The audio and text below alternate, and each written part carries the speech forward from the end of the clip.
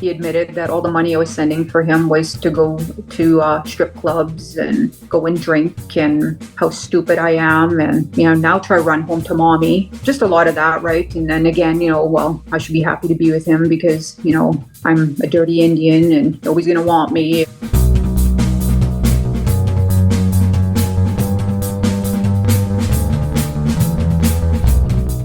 Hello, welcome to another episode of Bunny Hugs and Mental Health Podcast, free safe space for people to share and learn from others' experiences with mental health and addictions. I'm Todd Rennebaum, suicide attempt survivor and a recovering substance abuser. Got another fantastic episode for you this week. This week I'm speaking with Giselle Craig, and she has an incredibly harrowing story of abuse from her ex-husband. I'm not going to tell you how it ends. It's very tragic and it's awful, but she's in a good place today, and she's going to talk about how she got there and how she was able to get away from all the abuse and stuff. So that's pretty incredible. Giselle is telling her story because she's hoping to inspire others and to let others know that it is possible to escape such situations and that recovery is possible.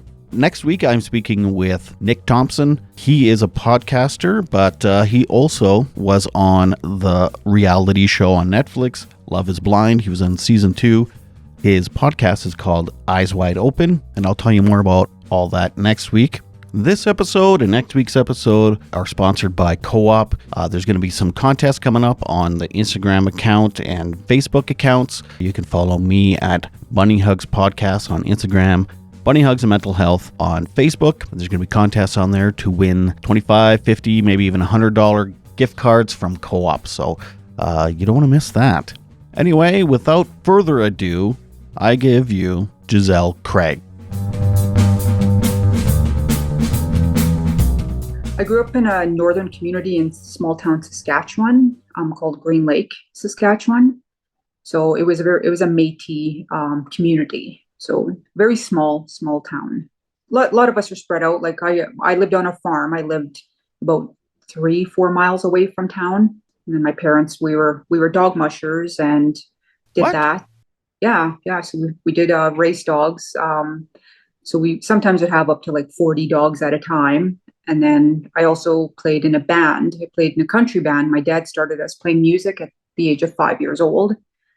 And then at 12 years old, I traveled all over Saskatchewan, me, my sister and brother, and a drummer and all that. And we would go traveling and play in bars. What was the name of your band? Oh, geez. We started off when we were very little. It was Angeline and the Ghostbusters because we were so young. Then it was Angeline and the TTR band, and then just the TTR band when my sister left. So that's, Yeah. I mean, from growing up in a very northern small town, you got some pretty cool life experience there. Yep. Where we grew up, my parents actually built the house when we were young, all of that. And so I actually, up until I was 17, we lived there, and like we didn't have no running water. We didn't get a phone till I was 15, 16 years old. So What year are we talking? 90s? Early 90s. And so you're 12 years old and you're traveling around in a band playing in bars. You must have seen some weird stuff at 12-year-old that a lot of 12-year-olds don't see. Yeah. Oh, for sure. Yeah. Like fights and, but people were pretty good because we were a young band. So but during our breaks, because we were not all old enough, we'd have to leave this. So we'd come on stage, go play. Break time, we'd have to leave and go and sit in their rooms. They'd kind of offer all of that. And then because I was very poor growing up, one of the things we look forward to was the free pop. Yeah. we got to get all the free pop we want because we never had pop at home. So that was our enjoyment. And you had a fairly decent home life? It was rough. My dad, he grew up in foster care, all that. So he was extremely strict. So, I wasn't allowed to wear makeup till I was 15 years old. At 16, I was allowed to date, but they had to get my parents' permission. We didn't really do much. We weren't allowed to have much friends over. We weren't allowed to because the community we grew up in was quite rough. So my parents tried to keep us away from that. But, my sister was the first one. She ran away at 16 and then moved in with her boyfriend, all of that. And then kind of got pregnant 19, moved back home. I ran away at 16, kind of did the same thing just because of such strict upbringing, right? Couldn't be a kid, right? Like, because our life was dogs and music and working on the farm. Like, we had a big garden, stuff like that. So, and then the last was my brother ran away at 16. And then we packed up that year, and my dad asked him to come back, and we moved to Prince Albert after that, which is a city, Saskatchewan still, but it was just trying to get us out of that rough lifestyle that we were living. And our way of disciplining back then was lickings and, sometimes, punch in the gut, right? A smack in the face. Like, it was harsh, right? Like, and then he just sat us all down, apologized to all of us, promised to never lay a finger on us again. And he never did after that. He ended up becoming a softie from being so extremely strict to feeling Hmm. bad for what he had done, all of that. Was your mother around? Yes, yeah. She worked a lot. My mom actually was our manager of our band, but she did a lot of the working. My dad would work this summer and all that, but then he'd get laid off every winter. And then so he'd be the one that would get up with us for school, things like that. And he always kind of made us a breakfast, things like that. And, tried to pack a lunch, tried to be there for us kids best he could and all of that. And my mom she was always working, and she would, like, her job entailed her having to go do a bunch of courses out of town, all of that. So, but when it came to the music side, my mom was the one that took us to all the gigs. She drove us. She was an extremely hard worker. And so the community, you said it was pretty rough. And was it like a lot of people were Métis Indigenous and had generational trauma? And like you said, your dad was in a foster home. I'm assuming there's a lot of other families that had that kind of turmoil, I guess. I'm gonna assume like that, and just a mixture of, like, there wasn't much work there, right? Like, it's not like it's always tough to find jobs, and um kids, having kids at 13 years old. I remember one of my good friends, as young as 13, having children, right? Like, and just, a lot of drugs, like, so back then it wasn't quite as bad, the drug, but now it's quite bad, right? Like, and it wasn't really natives around there. It was all Métis, and then some whites, right? Like, it was just a different lifestyle. It was similar to a reservation like life, I guess you could say. Did you graduate high school? No. No. Okay. So when you, at 19 years old, when you met your boyfriend, were you working at the time? You were living in Prince Albert? No, but I had left Prince Albert because I was living there with family, all of that, and my sister had a kid, all that, and my parents were always, I wasn't allowed to do anything, much still like that, like, unless I brought my nephew everywhere, and I was just, I was 19 years old. I wanted to live life, and I didn't want my parents to tell me what to do, so I moved away 5 hours away to a small town called Stockholm. And I lived with some friends that I had met in Prince Albert, a really good friend of mine, Georgina, and her husband at the time. And I stayed with her and her three kids. And I was looking for work. Like, when I first met my ex-husband, I wasn't working until a little bit after I got a job working at the bar there in the small town in Stockholm. And was it love at first sight?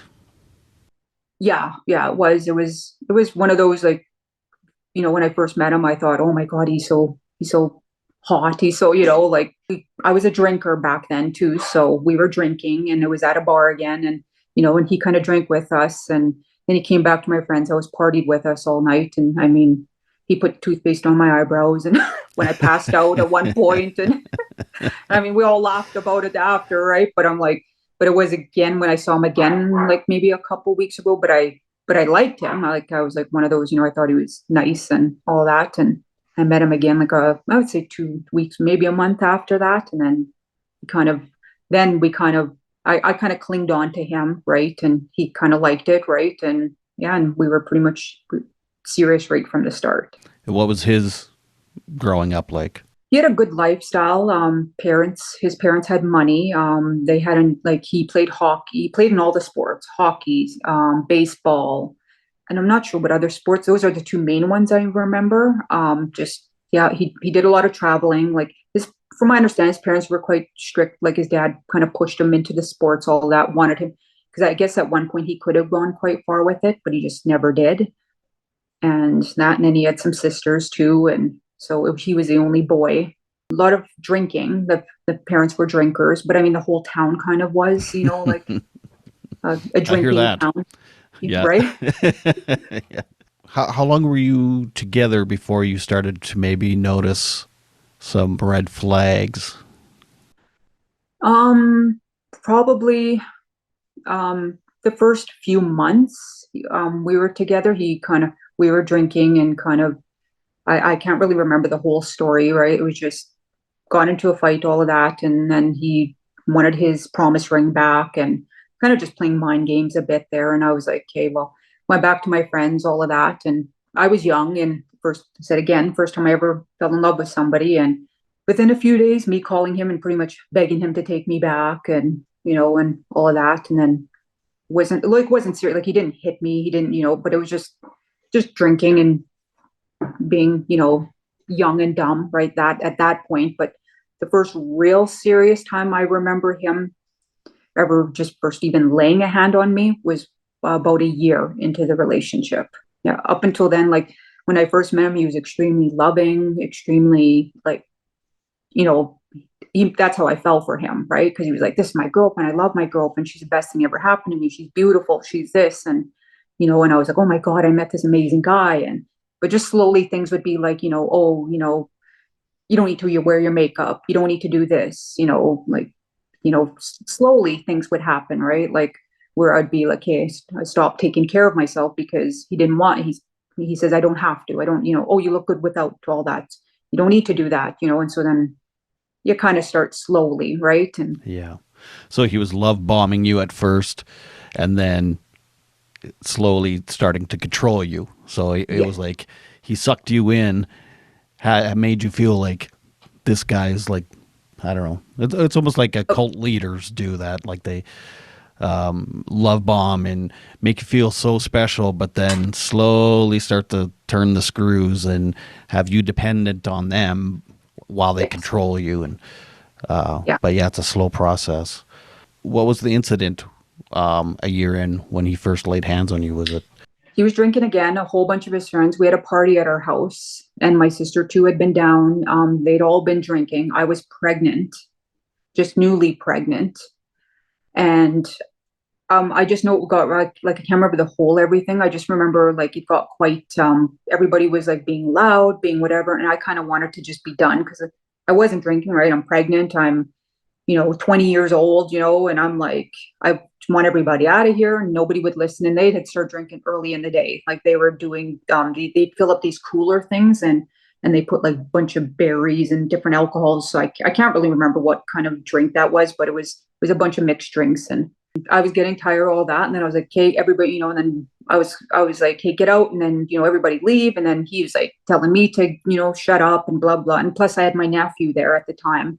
And that's why I wanted everything to quiet down because he was only 3 years old at the time, I would say, and wouldn't listen. So I'm like, I tried to grab the chair from him and I'm like, get off my chair then, leave, whatever. And nobody would, they're all kind of laughing at me, whatever. And then one point, then he kind of followed me into the living room and then he went in there and he had started choking me up against the patio doors and then told me he was gonna, I better shut my mouth or he'll kill me. And then I was like, and I just told him, stop, stop, and he was choking me. And then nobody jumped in though. Nobody tried to stop him, so it was just, and then I remember going and getting one of his sisters to come and help me and to try to get my nephew out of there. And because I had to go stay with a friend after that. And that was probably the first incident of putting his hands on me.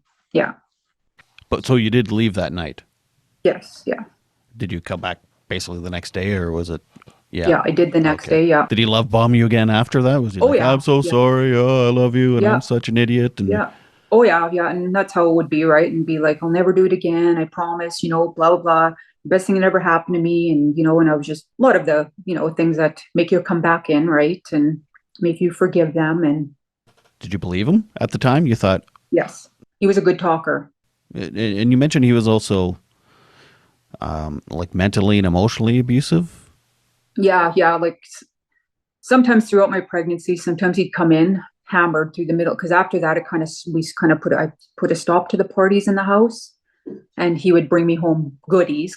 pregnant, right? He'd bring all my favorite donuts, my favorite pop, all of that. He'd be like, going to go out partying, all that. What's your And favorite then pop?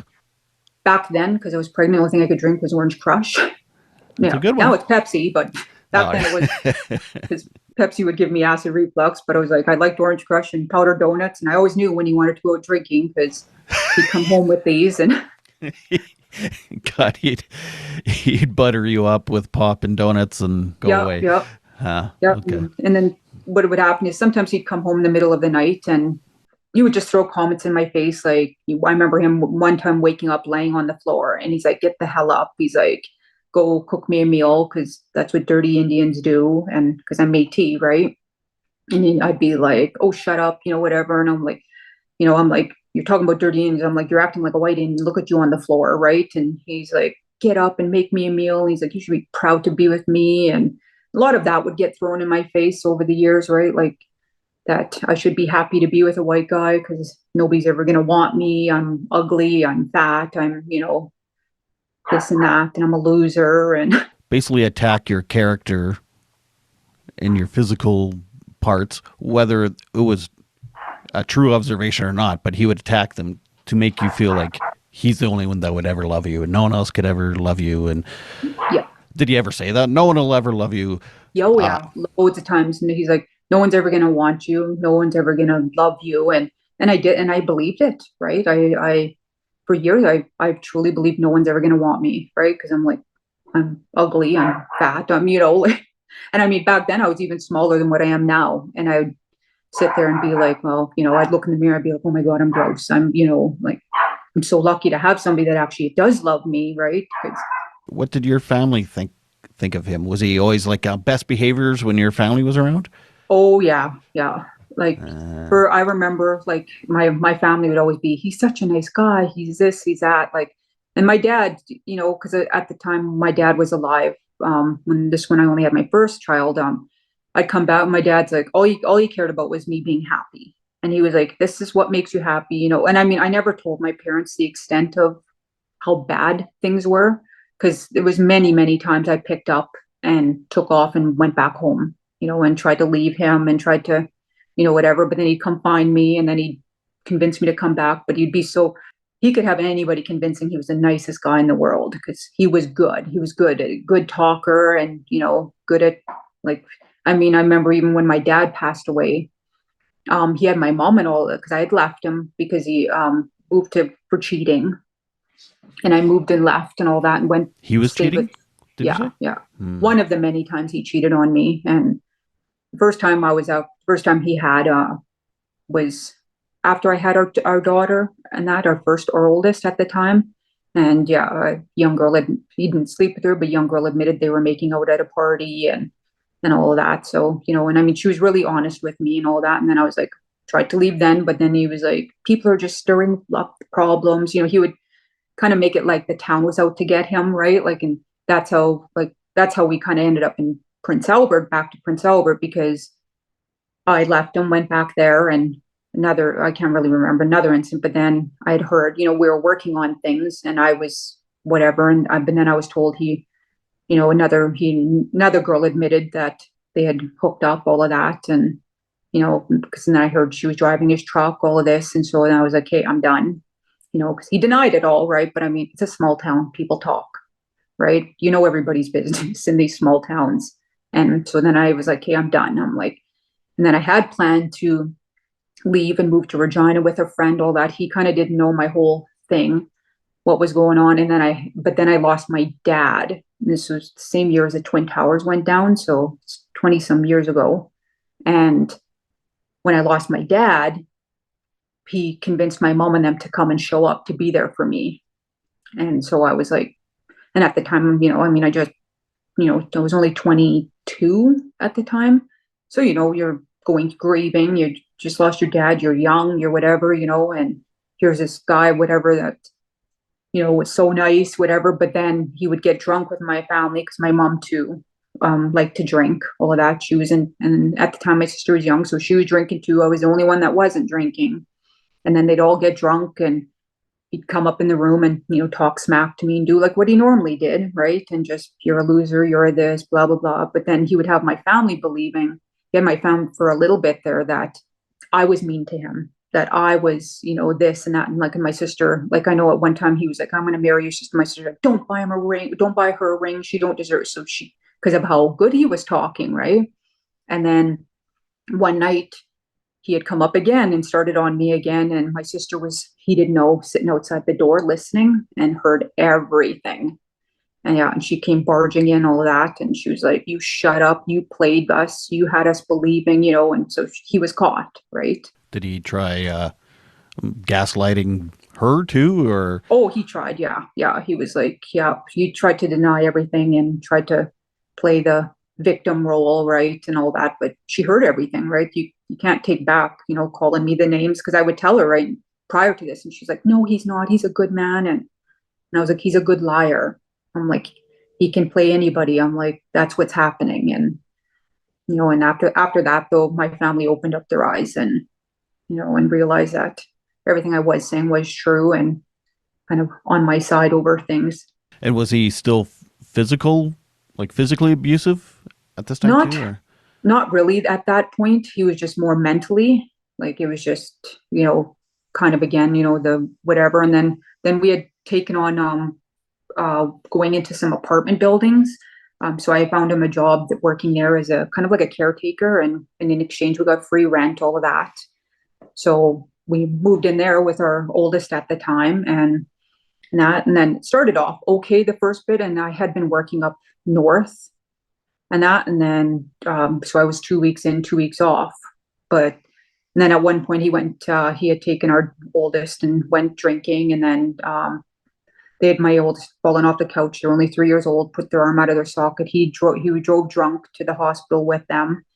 And I got called by the hospital that either A, I find somebody to come get my child, or I'll lose my oldest to social services.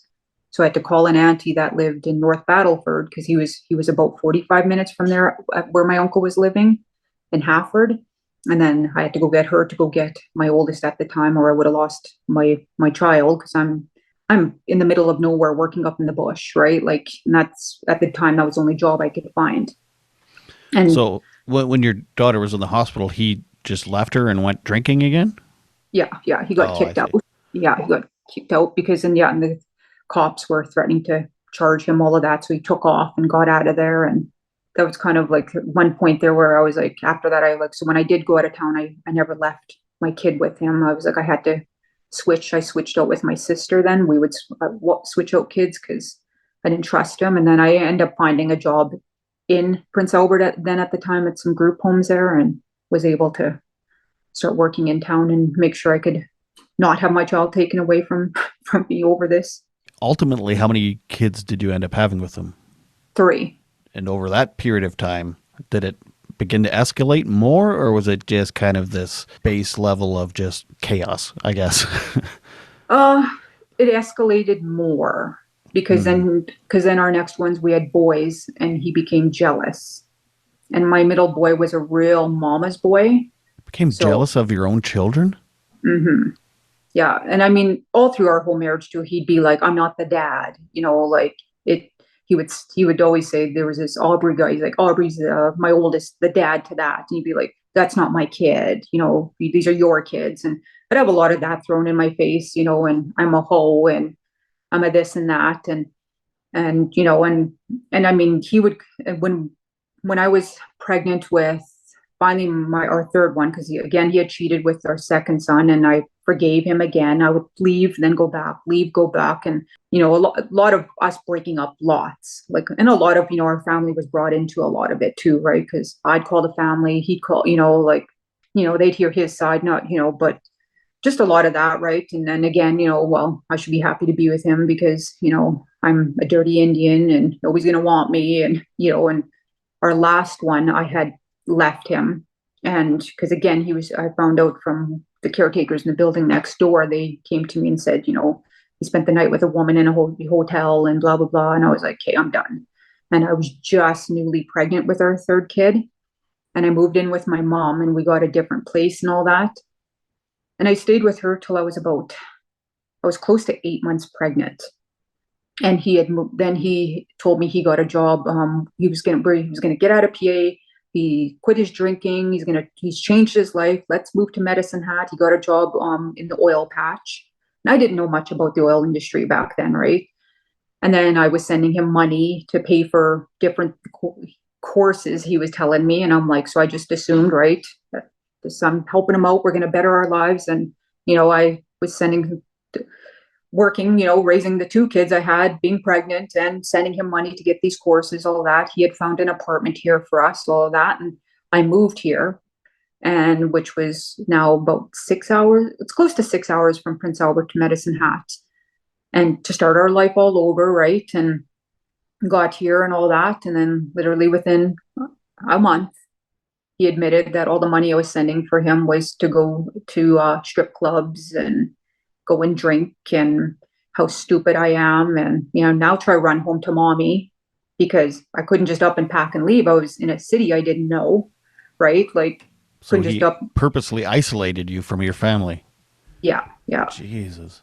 It's weird that a man is jealous of his own male children. We kind of started talking about that, but kind of explain what that looked like.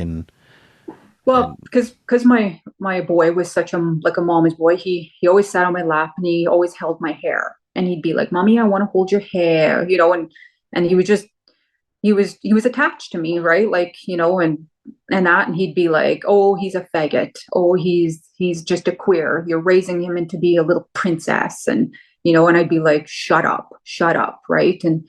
And then he'd be like, he's gonna grow up being gay because the way he is, like, quit allowing him to be like that. And I'm like, he's a little boy, right? And I'm like, and he loves his mom, and I was like, it was just things like that, right? Like, just so much jealousy, and just because of how attached me and him were, and all of that. And he didn't like being alone with him, any of that. So I was like, there's a reason why this kid doesn't like to be around you. He likes his mom, I'm like, because he can sense the negativity from you and the jealousy, right? I'm like, he used to tell me that, no, I just used him because he threw a cute batch of kids. And that's how he would word it. And I'm like, and at the end, I was, don't get me wrong, at the end, I was mean too, right? I'd be like, yeah, that's the only reason I'm with you. I'm like, you threw a cute batch of kids because I'm like, I don't like you otherwise. Well, I mean, that makes sense. I mean, if that's the environment you've been in for 10, 12 years, it's bound to come back. But was he ever abusive to the children? Like, it sounds like he was emotionally and mentally too, like calling them names right to their faces and stuff. But is he physically He abusive? wasn't emotional, or he wasn't physically, like, like, I mean, he would give them spankings, all of that, right? But more the breaking point was where I up and knew I had to leave, is he got very sexually inappropriate with our oldest. They were outside, them and their best friend at the time, and they were only 9 or 10. I can't remember. And then he had asked them if they had boobs, and he's like, can I see them? And then asked if they had hair growing, and he's like, show me. And my kid and their friend come in, and they were both like very upset, right? They're like, dad's out there drunk and he's trying to get it, and they're telling, and I'm like, oh my God. And they're like, so that's when I was like, I gotta go. I gotta get out of here. I gotta leave. I'm like, this is, now I was just, my oldest was worried that, they were gonna get, but, to the extent of what he would have done, I don't know. Right. But I'm like, to get sexually inappropriate with your child was pretty bad. That was. You did end up taking the kids and leaving at that point then? Took a bit, because it took me about a year to try to leave him. And because I had so much debt from when we moved here. I had given him all my cards, given him, and he had maxed them all out, right? And I knew when I left, he always told me if I ever leave, he's like, I'll go live with my parents and you'll never get a penny from me. So I always knew if I left, I'd have to do it on my own. So, and I think that's what kind of, why he kind of went over, because I think he started the last year, he started realizing, like, I stopped being in love with him. I hated him. Like, I just couldn't even handle him. Right. I'm like, because sometimes he would come in, he would shove me around. Like, he had a friend over once, and he tried to punch me right in front of his friend. And I ducked and got out of there, all that. But his friend didn't even stop him at the time either. Right. Like, he'd come home drunk in the middle of the night and wake me up, and he'd be like, you, and he'd be like, you whore, you said somebody's name in your sleep. And I was like, and it was weird stuff, right? I was like, I'm asleep. I got to work tomorrow, right? Like, and I was like, so I had claimed bankruptcy, but it took a bit, so I was trying to do all of that. I was trying to figure out how I'm going to afford to get my own place, how to get everything sorted with 3 children, right? 3 young kids to boot. And I had ran a daycare and I shut the daycare down because I knew I needed to get a different job because I was running it out of our house. And so then I went and found a job at another group home in town, got the daytime hours, all of that, and went and worked at a bar too at some point to help us out because, the oil patch at that time was slow too. So, but just slowly I was trying to get out. Was there any kind of like women's shelters or women's services that you could benefit Well, from? Or one of the things is I needed to have, they said I needed to have proof that he assaulted me in order to, they would help you with your first month's rent and that and help you kind of leave, right? So rent and then so much for damage. And I found that my last breaking point was I actually went to a friend's and we were drinking there and I told or oh, whatever. And I just didn't care anymore. I said, if you don't shut your mouth here, I'm like, I'm done. I'm like, I can't even handle the sight of you anyways. And he had been drinking and like I said, when he was drinking, he was very sexually inappropriate just to women, just anybody in general, right? He just had a disgusting mouth. And he had been lying on the floor and it was one of my best friends at work. I had met through work it was him and his girlfriend's place, and I didn't know his girlfriend at the time too well, but I knew him very well. And so we're all playing poker or whatever, and then he lies on the floor and then she's like, oh my god, my dog's in heat and that, and she's like, sorry about that. And then the dog kind of walks past him while he's laying on the floor, and he looks at my friend's girlfriend. He's like, your dog wants me to lick its the P word, right? And I'm like, I was done. I was like, she got up, her face is red, right? Because she didn't know him, any of that, grabs her dog, goes and hides it, right? And then I was like, that's it. I'm like, you're disgusting. I'm like, get the hell out of here. today's episode of Bunny Hugs and Mental Health is brought to you by Co-op. I've been a member of my local co-op, Sherwood Co-op, for, about 25 years, I think. My co-op is one of more than 150 local independent cooperative associations in more than 600 communities across Western Canada. Co-op is a different kind of business. It's not just a gas bar or a grocery store, although co-op is those things too. At its core, co-op is a group of people working together to help their neighbors and build their community. Co-op members are owners, and success is shared with everyone. Your co-op doesn't benefit one person or one corporation. Your co-op was built for everyone. Your co-op was built for your community. Learn more about co-op and find a location near you at coop.crs. One thing I've learned through my experience with mental health and addictions is you never know what you need to hear until you hear it. Make sure to rate and review on Apple and to tell as many people as you can about the podcast so others can hear something they need to hear from one of my guests. After all, this is a free mental health service, which is a rare thing, so why not share with as many people as you can? We were just kind of fighting back and forth, all of that. And he's like calling me names in front of everybody again, his thing he does, right? And tell me I'm no good for nothing and all of this and that. And I'm like, I'm done. I'm like, I am done. And then I end up, went with the girls to the club that night, come back. He had tried to call the cops, tried to say I stole his car, and cops kind of laughed because I was like, you drove the car there, you idiot. I'm like, you left it there. I'm like, I didn't steal your car. You left the keys there because you were so drunk. And then, yeah, I went and stayed at a friend's, and then he had went home at one point, and I was on the phone with my oldest, and I was trying to figure out how to get them out, all of that. And then he ended up like passing out or whatever, so I was able to come and grab the kids. And then the cop said, though, when I do come, to make sure come with witnesses, all of that. And so I came with my friends just to grab the kids and just grab a few things and that. And in front of them, he came running at me and he shoved me as hard as he could, and I went flying in the air in our yard, all of that. Called the police. He was arrested, and then I charged him for assault, and then I had put a restraining order, everything against him. And then, yeah, that's when I left the final time. And this was still in Medicine Hat? Yes. And then you left to a different place in Medicine Hat, or did you go home to PA?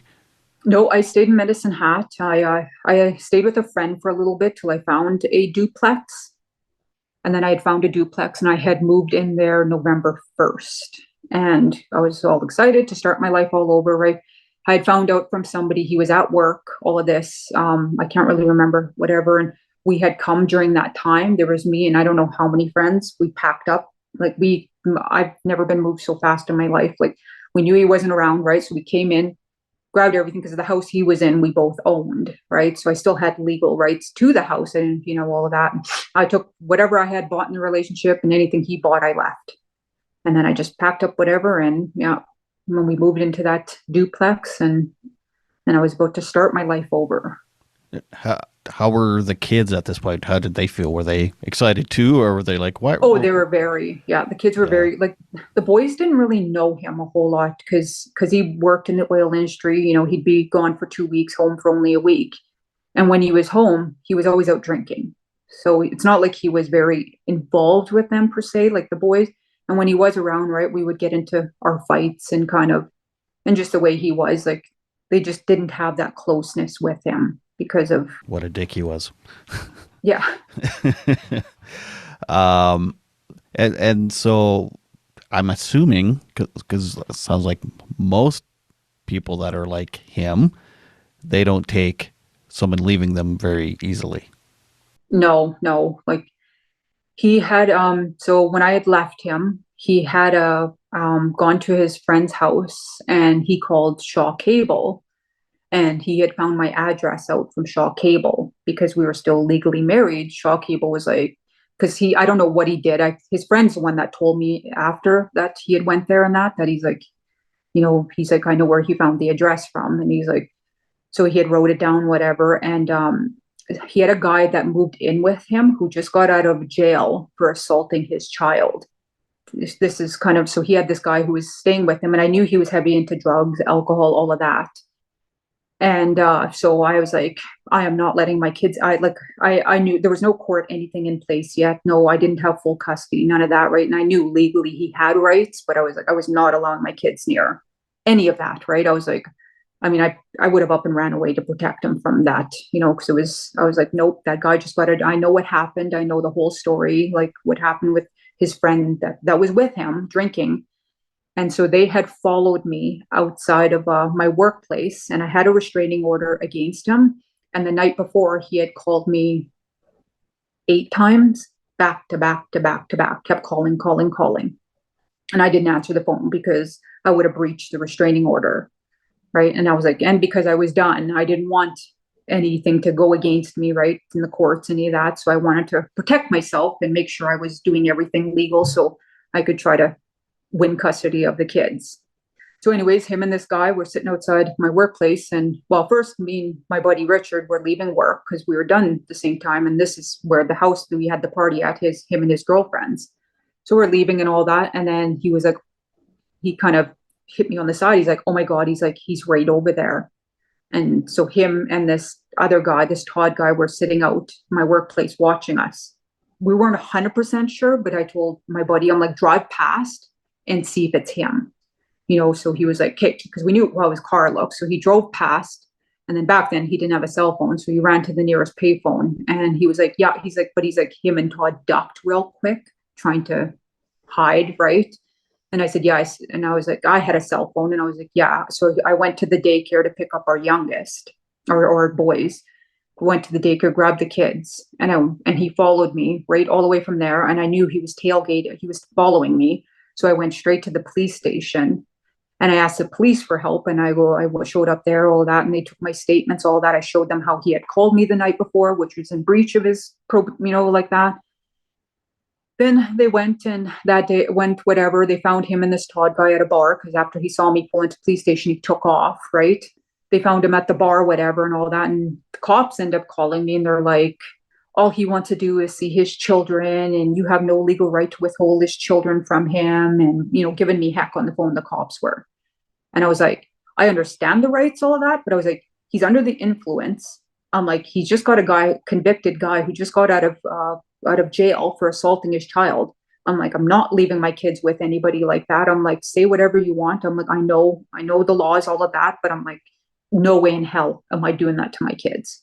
But I was done. Like I had been done for a year, right? With him. I was, like I said, it was, and I was on a dating site, right? And, but I was telling this one friend of, so this friend, that was her ex-husband that was staying with him. So they were calling her and they were like, just, what's Giselle doing? And I told her, I said, just tell him I've moved on. I'm like that. I'm done. Whatever. I said, come up with a story just to get rid of him. I'm like, I don't want to have anything to do with him. I'm done. I'm like, I hate him. I'm not in love with him anymore. And I'm like, and she knew the extent of what he had done to me.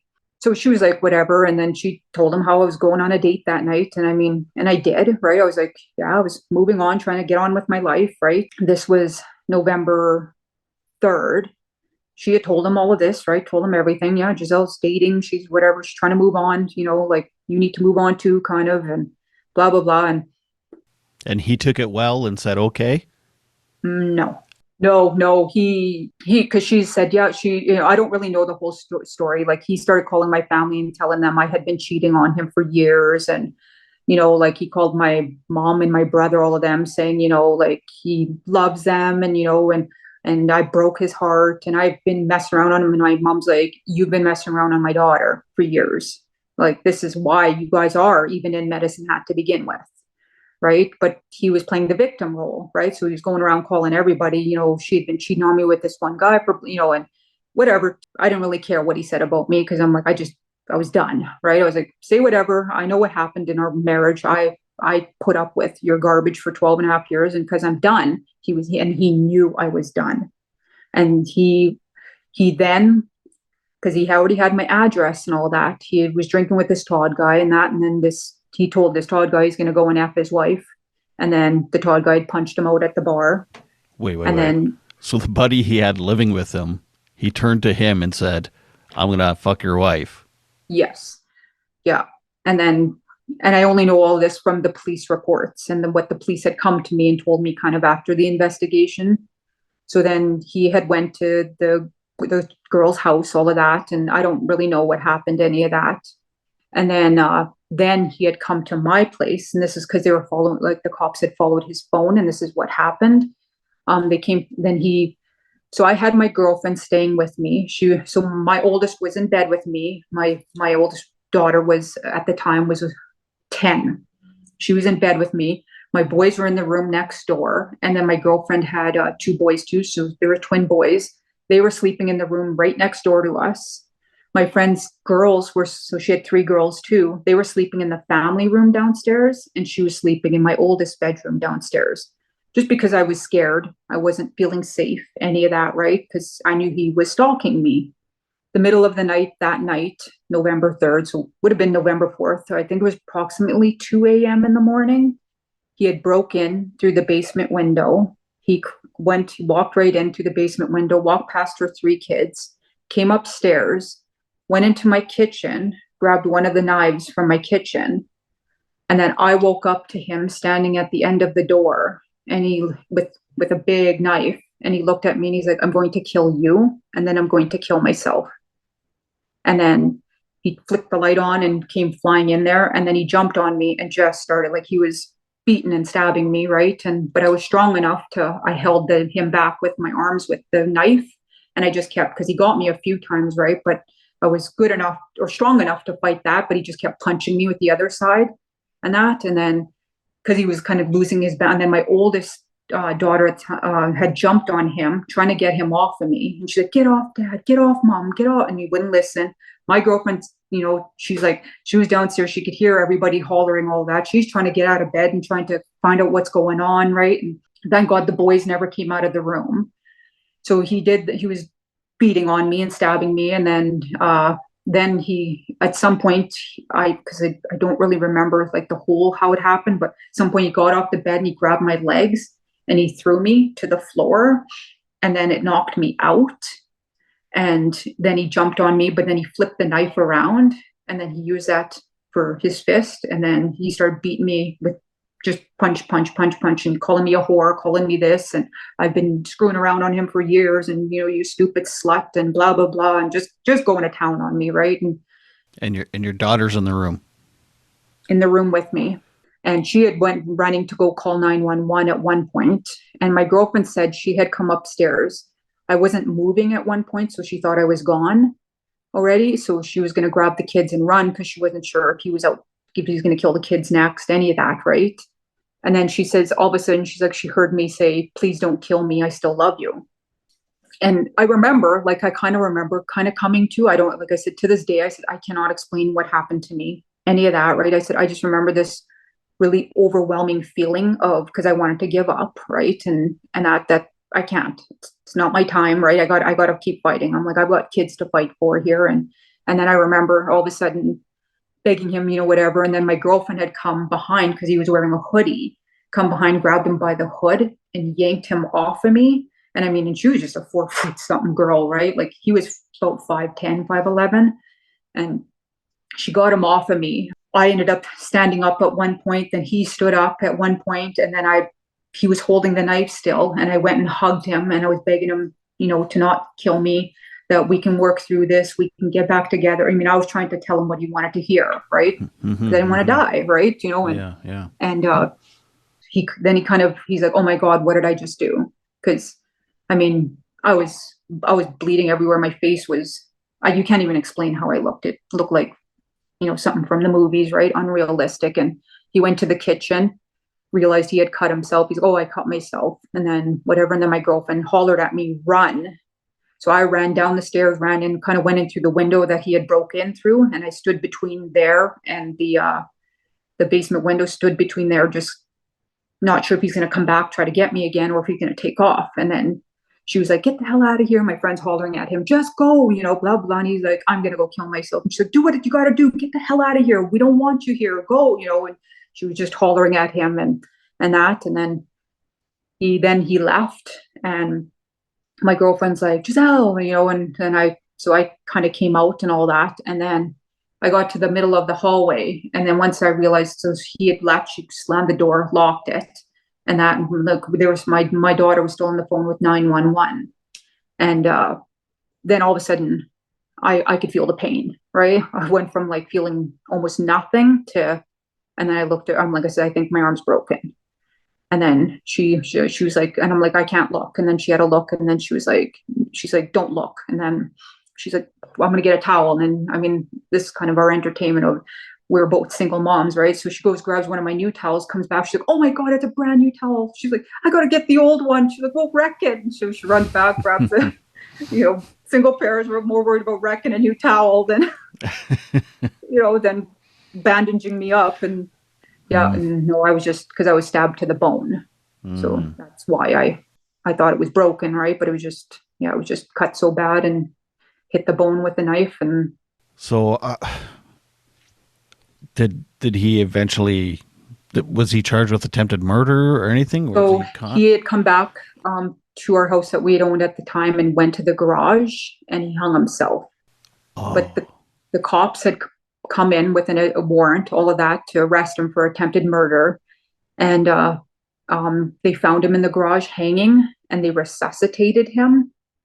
And by the time they got to him, all of that, and they resuscitated him, brought him all back, they end up, he was brain dead, but he ended up so when I just remember being in the hospital, all of that, and I had cops surrounding me to protect me, right, until they could figure out what happened with him. And then all of a sudden a detective had come in at some point and said that he's been found. And I'm like, okay. And they're like, he hung himself, and, and there are tests right now and all of that. So they didn't leave until after, but then after they were like, he's brain dead and all that. And then I was like, okay. So yeah, they had him on like a ventilator, all of that. And then they kind of like, well, what do you want to do? Because legally, I was still his wife, and I was like, I don't want any rights. I'm like, let his family choose what to do, all of that. And I mean, don't get me wrong, I was 12 and a half years I was with this man, right? And I'm like, I remember my girlfriend bringing me down because I was in a wheelchair and that I couldn't walk still. And I was just, I was in this sling thing. I was, just in bad shape myself, right? And all of a sudden I'm seeing a person that you loved for all this time dying, right? And so, I mean, at some points I had crawled in the bed with him, and I had, I had so much mixed emotions overall, right? I mean, I'm sure to this day, a lot of the nurses were like, what the hell is she thinking, right? Like, just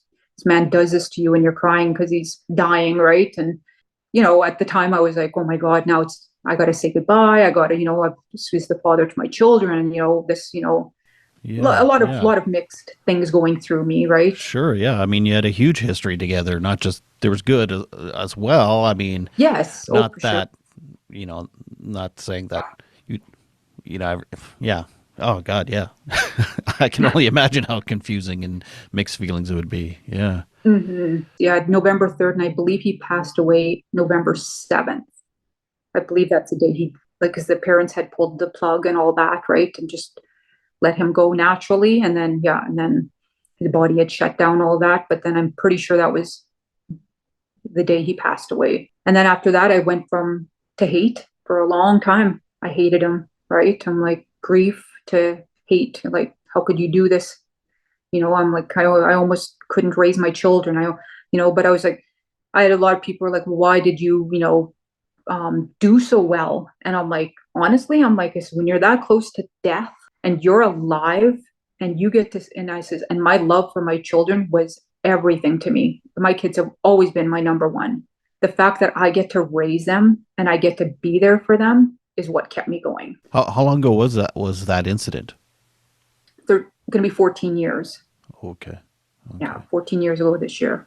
And so how did you manage mentally and emotionally after that? I'm assuming you had to talk to therapists and counselors, and it mustn't have been easy. Like, I see you're remarried now, or yeah, at least yeah, you're Yes. living with someone again, and Yeah, I went to counseling after. I went to like some heavy duty counseling, all of that. And, they make you relive the trauma. Like, I mean, it took quite a few years of, I still have things that can trigger me, right? Like PTSD doesn't just always go away, right? But I mean, I've learned how to cope through it all of that. And I mean, and trying to deal with the aftermath of what happened, all that. Like I said, thank God they didn't come out. They didn't see, like, my youngest and my oldest don't really, my two boys don't really remember. It's just my oldest. They're the ones that they've been very psychologically affected, very, very affected by it.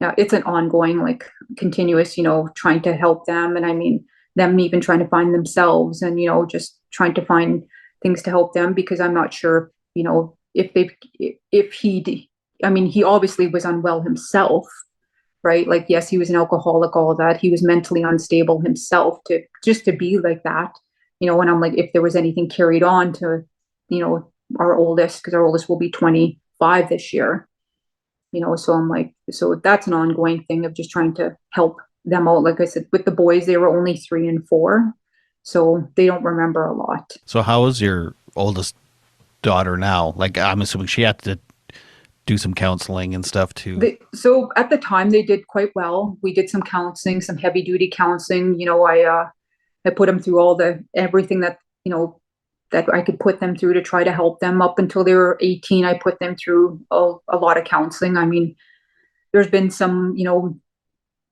awful things too, right? Like where, they're even trying to find themselves, trying to help themselves, all of that. Like, because now that they are older, lots of things I can't do for them anymore, that they have to now do themselves because of them being an adult, right? But it's an ongoing struggle with them. They still to this day, they're very, very have some mentally unstable things going on with them. And I just try to be supportive. And I mean, don't get me wrong, when everything happened to, I, I spoiled them. I didn't really, parent as I have with the boys, right? Like I was, because of what they witnessed, because of what they saw. So, I mean, my way of dealing with it is giving them whatever they wanted, so even stuff like that is affected to this day, right? Like, I could see the emotion in your face, and as your daughter, she's struggling today with something. yeah, yeah. Like, I mean, they're now like, well, they're now trans, so, that, and kind of like we are seeing us, like they are now finally seeing a psychiatrist, all of that. And I mean, at one point they didn't talk to me for almost a year because, I had called them out on some stuff, right? And they were mad at me over it. And, they have a partner, and their partner said that we're not allowed to contact, we're no good for their mental health, so all of this. So, for almost a year, they didn't talk to me, all of that. And I respected, right, to stay away, let them, come when they come. I've always been supportive. I've always loved my children. I'm like, you'll come back when you're ready, and they did, right? They messaged me one day and came back. We message almost daily now, but I'm trying to help them, trying to, find different things to find a diagnosis for them, trying to, heal them too, because, this many years, it still just affects everybody differently, right? And yeah, So and they now the struggle. generational trauma continues, Yeah. unfortunately. Whether, I Yes. mean, and sometimes there's nothing you can do as much as you want to protect them and care for them. Just Yeah. the trauma just, it's almost like embedded in our DNA sometimes. Yeah. Is your oldest drinking? Do they have addiction issues or anything? They had like drank there for a bit. They said they were an alcoholic at one point, to the extent I don't know, right? It's like I know they smoke a lot of weed, to help them cope. I think just, like that. And, and I'm not too sure of, the drinking they stopped, but a lot of weed. They're on their own journey now and they have to Yeah. find their own way. So I have an 18-year-old moved out of the house not too long ago, and it's not easy. It's not easy being a parent. Oh, no. Did you have like guilt issues and things? I blamed myself for everything. It took me years to forgive myself even.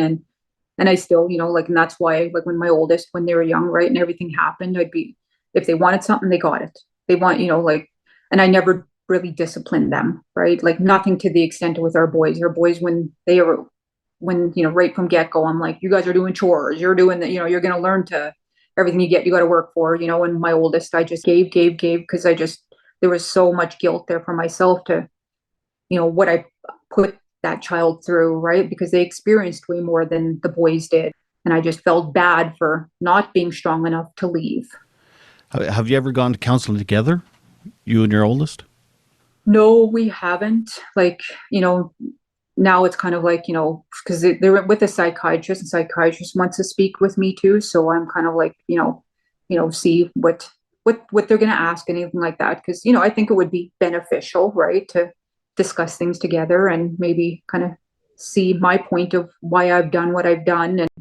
And Yeah, it would be beneficial, I think, if you and your oldest, because I mean, you try to do the best you can on your own. And it seems like you both love each other very much, and you've both been through hell. and I mean, when we weren't talking to people, put stuff in their head, and all of that. And and I'm like, and I've never been mean to my oldest. I've always been supportive, and I'm like, when they need mommy, mommy came running every single time, right? Like, no matter what. And and I still am like that to this day. I'll never change. I can't stop being that person. And my kids are my world. And then now my husband, he's an amazing man, so I'm very blessed to be where I'm at, and the fact that the boys, because they were not really exposed to it the way they were, right? So the boys have come up, very, very well. Like, my oldest, or the middle boy, the one that was a mama's boy, is 18 years old now, and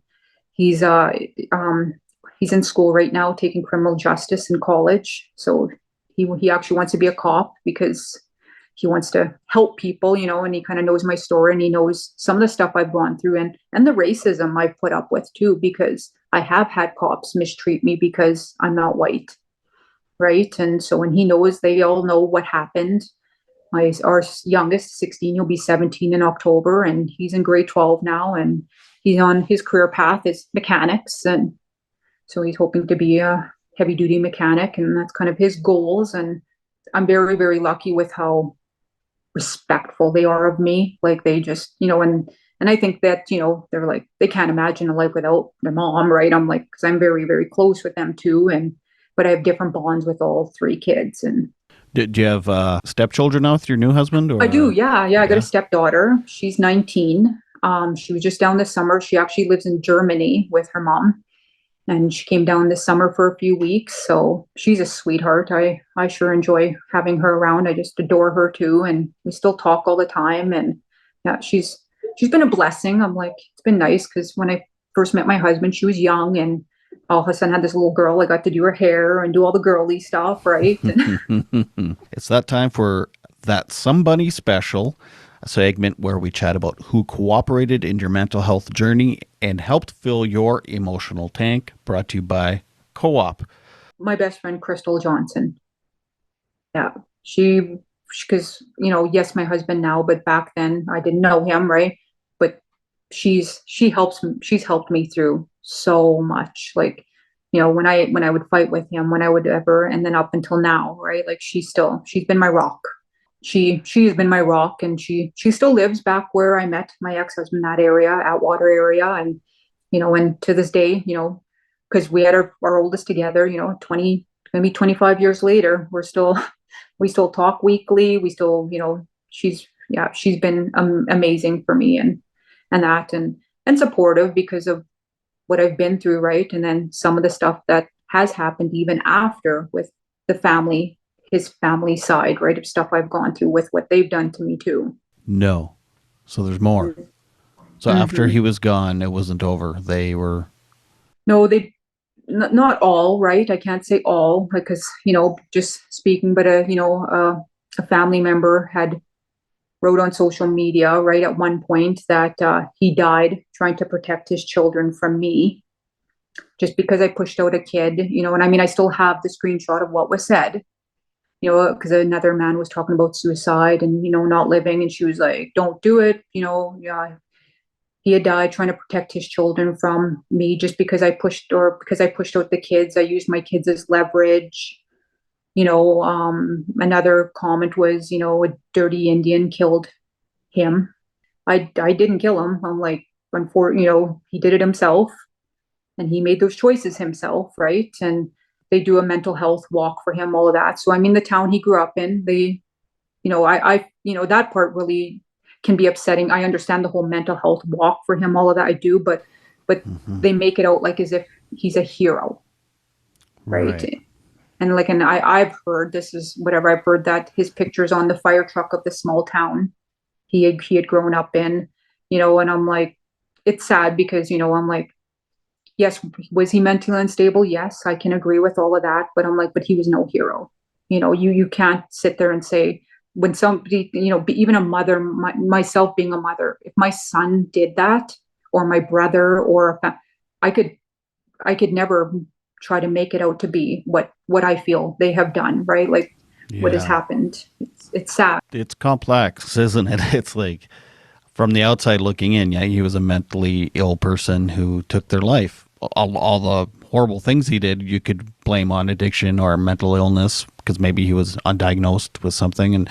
But yeah, all the pain he caused with it. And if another woman was in your situation, there's all these red flags. There's, abuse happening. What would you say? Honestly, if you see a red flag, be very careful, very cautious, because one red flag can lead to two red flags and then so forth, right? And I'm like, leave, leave soon. Do not, sit there and he'll change because, I tried everything to make him change. Like we did do the counseling, we did do, everything that I thought could try help. We moved from one town to another town, right? Thinking then, like that. And I tell you, love, if they're love bombing you and buying, like, I mean, geez, at one point I tried to leave him and, he come back with a fancy expensive ring and, like trying to buy my love then at the end, right? It was like because I was trying to leave and I never did go back. I just, the games again, like he was saying he was dying, all of that. And well, I was like, okay, well, I'll come back, all of that. But I'm like, don't stay, get out. Like there's so much better out there. If I had to choose being single or being with an abusive man, I would, when I was single, and yes, I met a wonderful husband, but when I was, that was the happiest I had ever been during that time because I felt free for the first time in my life. I mean, don't get me wrong, I didn't have any more of being stalked. I didn't have any more of that because he passed, right? So I mean, I was, a little more fortunate that way, like to move past. But I'm like, I definitely healed faster because I didn't have to deal with any of that, right? Like, but I also would say, it's not worth it. Don't stay. Like, you know what? Everything they tell you is there's a reason. It's probably because you're beautiful. People do love you. People do care. And, don't allow them to make you feel that way. Don't make them, make you feel less of a human being because you're strong enough. And any woman that says they're not, then that's an excuse because every woman is strong enough to get out. And financial reasons, I had 3 kids and I did it. And and I'm like, when I met my husband, I was financially stable because I had 3 kids. I did not have no $1 million people. I was working a lot, but I did it.